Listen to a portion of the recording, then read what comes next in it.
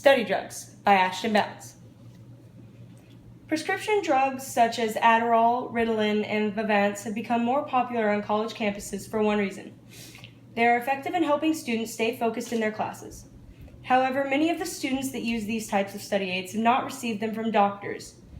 Any kind of substance abuse is considered to be illegal on college campuses, and the distribution of prescription drugs without a license is illegal in the United States, punishable by prison, fines, and the expulsion from college and attendance. For the sake of anonymity, I won't give out his real name, but a college student that I know personally has used study drugs when he felt they were necessary.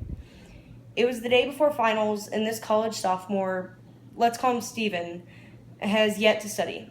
He had been putting it off for weeks, choosing instead to go out and party with his friends. So there he is, sitting at his desk at 9 p.m., attempting to study for his final. But no matter what he does, Steven just can't stay focused on the task at hand. He's beginning to get desperate, so he tries everything he can think of, but nothing works.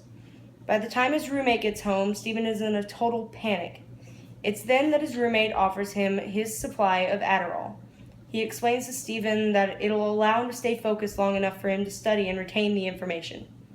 Steven is grateful and takes the drugs without further questions. Just as his roommate had said, Steven finished studying with ease and was ready to get to his final. Stories like Steven's occur more often than some people realize, especially on college campuses. There are dozens of arguments for study drugs, saying that they're no worse than coffee or any other caffeinated beverages. They help you stay awake and they keep you focused. Some people even think that they possibly treat undiagnosed ADHD or ADD. And another one is that these drugs do no serious or major lasting harm. And a lot of people think that they are a safer alternative to street drugs such as cocaine or methamphetamines.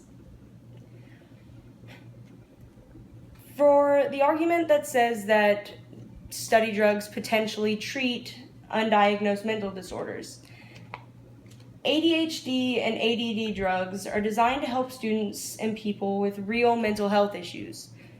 There are people that cannot function properly without having some sort of medication to help them focus. And just like any other drug, prescription or otherwise, it's dangerous to take medication without symptoms that are made for that medication. Also, the odds of a student treating undiagnosed ADHD or ADD is highly unlikely because only 4.4% of adults in the United States are diagnosed with ADHD. And as for the fact that they don't cause any serious or lasting harm, there are plenty of dangers with using prescription drugs. For one, it can lead to addiction. Many college students are between the ages of 20 and 25. And that is still a time where the brain is not fully developed. So by abusing these drugs, you can potentially cause physical and psychological damage that will never go away. Along with this, there are side effects such as irregular heartbeat, increased blood pressure, restlessness, anxiety, nervousness, paranoia, headaches, dizziness, insomnia, and various other things, all of which are going to affect how a student studies. And if this wasn't enough, by overdosing on these drugs or even going beyond the amount necessary, you could potentially cause death. Now, study drugs are controversial because they are seen as cheating by colleges and professors. Their long-term effects are unknown because not a lot of research has gone into what are the lasting effects of using Ritalin when you are not diagnosed with ADHD or ADD. Another reason that they're controversial is because the unlicensed selling of prescription drugs is illegal. The unlicensed selling of any drug is illegal in the United States. But a lot of times, these drugs are not coming from a stranger, unlike cocaine or meth. who you would get from someone on the street. These types of drugs are coming from people that you know, friends, family, roommates. And people that abuse study drugs are more likely to abuse street drugs. This ties into the argument where people say it's a safer alternative to street drugs.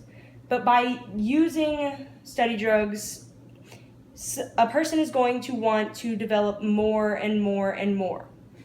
They require a higher dosage each time to get the same effect that they had the first time.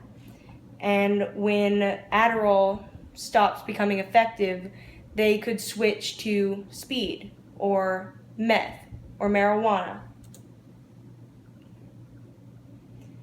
There are dozens of safer, legal alternatives to using study drugs, such as relaxing without any distractions. This is locking yourself in your room and taking a few minutes out of your day to just take a few deep breaths and calm down and stay focused. Another one is eating a healthier diet. It helps regulate your body and make it so you are filled with the energy that you need, as opposed to eating junk food and cola all the time, and you just get tired because you are not maintaining your body, which is a machine. And lowering your caffeine intake, as with eating a healthier diet. By drinking coffee, you throw off your sleep schedule, and it affects how you focus. Getting plenty of sleep ties into the caffeine. Once you have rested enough, the average human body needs at least 8 hours of sleep in order to be awake and functioning properly. Without getting enough hours of sleep, it's impossible to stay focused long enough to properly retain the information that you are learning during class. Exercising and being active. This is another thing about maintaining your body. It fills you with chemicals in the brain that allow you to stay focused. When doing exercising or any physical activities, you are focused on the task at hand. It's very easy to associate that kind of drive with your studying. Spending time with friends. As contradictory as this may seem, this is a very good idea because when you're spending time with friends, you don't have to worry about the stress that comes with being a college student. In fact, studying with friends is often a better alternative than studying by yourself. And lastly, just relieving stress by doing what helps you relax. That could be anything from just listening to music, reading a book, playing an instrument, anything that helps you calm down and de-stress. Thank you.